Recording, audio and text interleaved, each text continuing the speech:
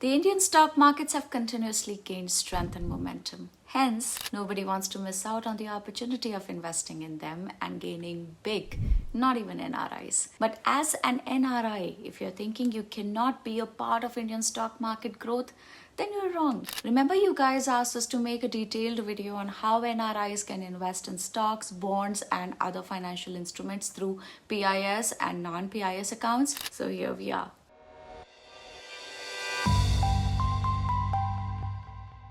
What are PIS accounts?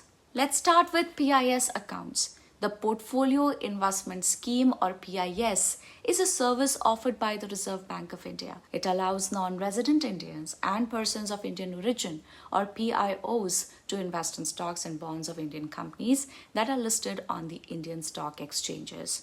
You can open a PIS account with both NRO and NRI accounts. Similar to the difference between these types of bank accounts, the main difference between NRO and NRI PIS accounts lies in their repatriability. Repatriability means the ability to transfer funds or assets from a foreign country back to one's home country. In the context of NRI and PIO accounts in India, repatriability determines whether funds held in these accounts can be freely transferred or repatriated abroad. NRI PIS accounts allow funds to be freely repatriated, whereas NRO PIS accounts have certain limitations on repatriation. What are non-PIS accounts?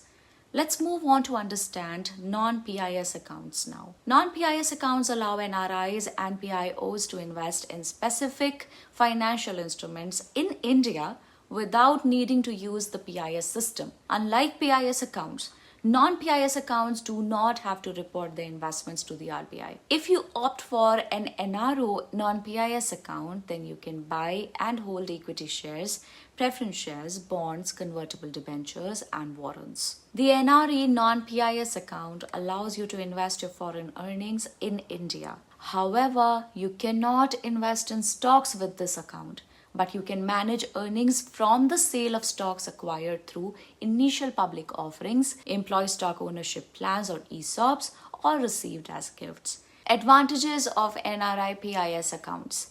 Let us now understand the benefits of NRI PIS accounts. Convenience in transactions. As an NRI, engaging in physical transactions may not always be practical. Your NRI PIS account ensures a smooth experience following all rules and regulations. Cost-effective transactions. While we invest in stock markets, it is essential that the cost of investments does not put a burden on a wallet. With NRI PIS accounts, your wallets are safe, as all these accounts ensure that transaction costs remain low. Effortless RBI compliance. Your use of the PIS account as an NRI for stock market investments ensures seamless monitoring on your transactions. This means you do not have to worry about RBI reporting requirements and other regulatory obligations, as the account does the job for you. It ensures timely compliance on your behalf. Value added benefit. That's not all. There's a tailored feature for NRIs, which is the enhanced set-off facility built into the PIS account. Here's what it offers. If you incur losses from your PIS transactions, you can use these losses to reduce the taxes you might have to pay on future profits. This helps lower your overall capital gains tax liability. Here's how it works. Loss set-off is allowed only against future profits, not past ones. You can carry forward losses until they are utilized to offset gains by the end of the financial year. Profits cannot be carried forward. Capital gains tax is calculated on the net profit after setting off losses. This facility applies at the portfolio level throughout the financial year. Advantages of non-PIS accounts. Let me now take you through the benefits of non-PIS accounts. Freedom from PIS limits. Who does not want freedom from restrictions, especially in investments? We all do. Non-PIS accounts free NRIs from strict investment restrictions that are imposed by the PIS, allowing them to diversify their investments. Flexibility in investment choices. If you opt for a non-PIS account, you will have the freedom to invest in shares of Indian companies or convertible debentures without needing RBI approval. This can save you time and provide you with opportunities for quick wealth gains. Managing Indian income. You can handle and consolidate income generated in India, which includes rental earnings, dividends, or pensions. Difference between NRI PIS and non-PIS accounts.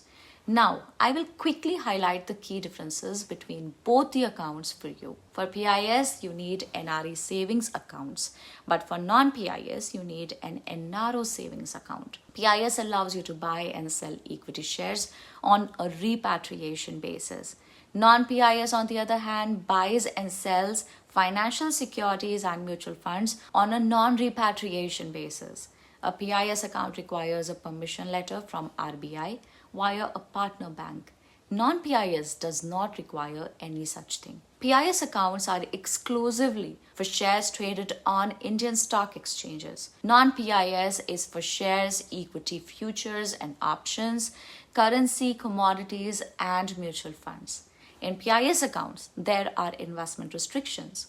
The RBI imposes a limit on the maximum percentage of shares in an Indian company that can be owned by NRIs. However, there are no such restrictions if you invest with non-PIS accounts. Let's see how fund transfer happens in PIS and non-PIS accounts.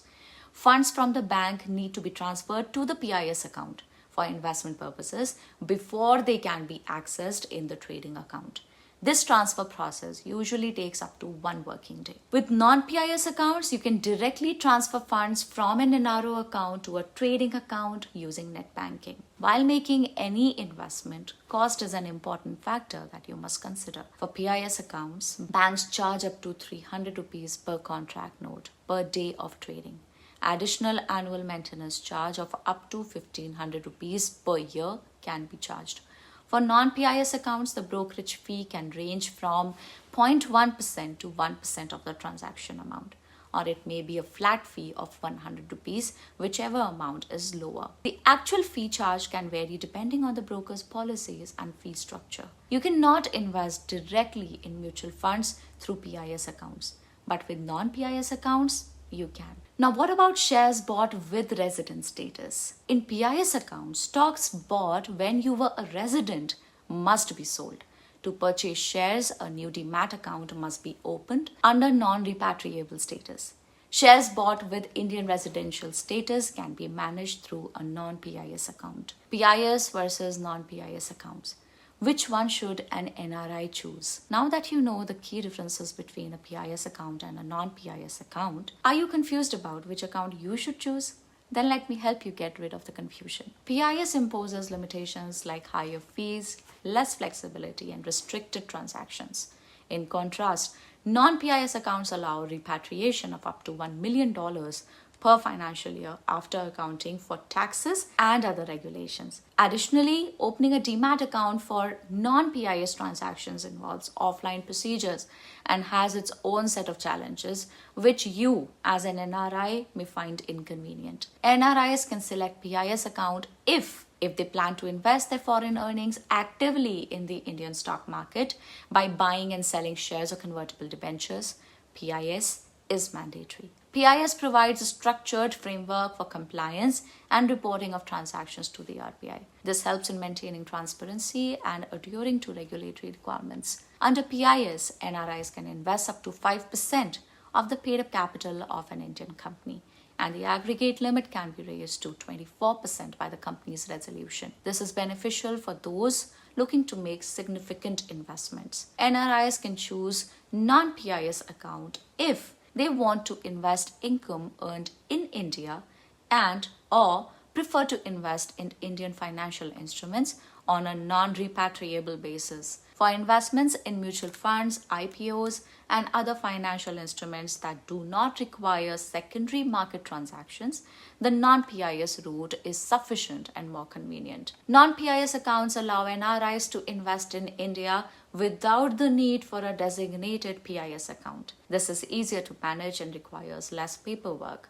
compared to PIS accounts. For investments in real estate, fixed deposits, and other asset classes that are not directly linked to the stock market, non-PIS accounts are suitable. Documents needed for NRI PIS accounts. Let's quickly take a look at the documents required for an NRI to open a PIS account. Copy of valid passport, status proof that will show you are an NRI, address proof, both Indian and overseas, PAN card, recent colored photographs, FATCA or a Foreign Account Tax Compliance Act, Central KYC. Documents needed for NRI non-PIS accounts. What are the documents you will need if you want to open a non-PIS account? Self-attested copy of PAN card, self-attested copy of overseas address proof like a copy of driver's license, foreign passport, utility bills, which cannot be older than 2 months, notarized copy of rent agreement, leave and license agreement, sale deed, self-attested copy of Indian address proof if any. Providing an Indian address in KYC is optional but can be beneficial. Passport size photograph. In case of an Indian passport, self-attested copy of valid passport with copy of valid visa. If you have a foreign passport, self-attested copy of valid passport, copy of PIO OCI card, proof of bank account, a cancelled check leave or bank account statement of your NRO savings bank account. Difference between NRI and NRO PIS accounts. We all know that NRIs use two important banking options for managing finances: non-resident external or NRE and non-resident ordinary or NRO accounts.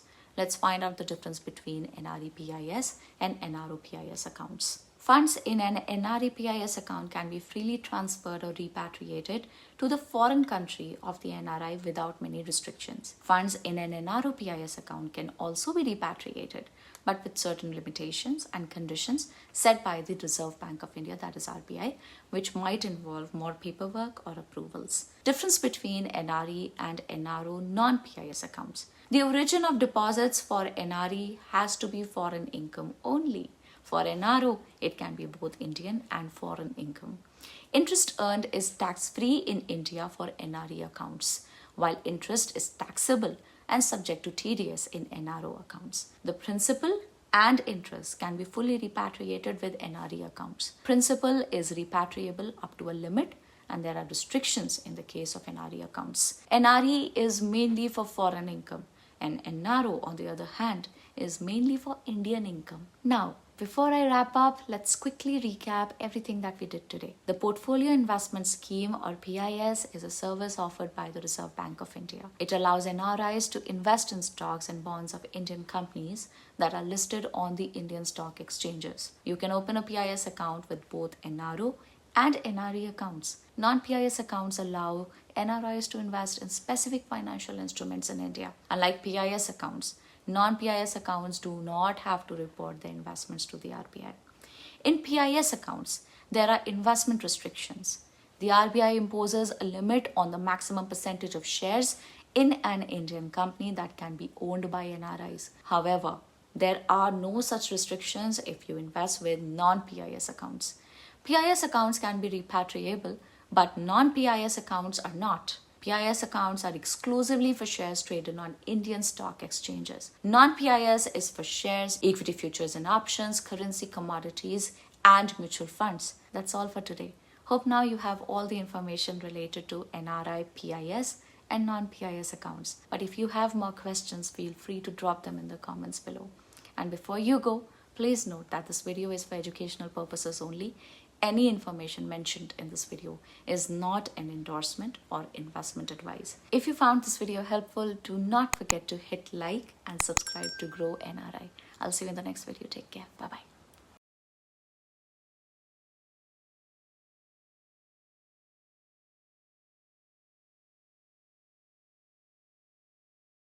Investment in securities market are subject to market risks. Read all the related documents carefully before investing. Please read the risk disclosure documents carefully before investing in equity shares, derivatives, mutual fund, and/or other instruments traded on the stock exchanges.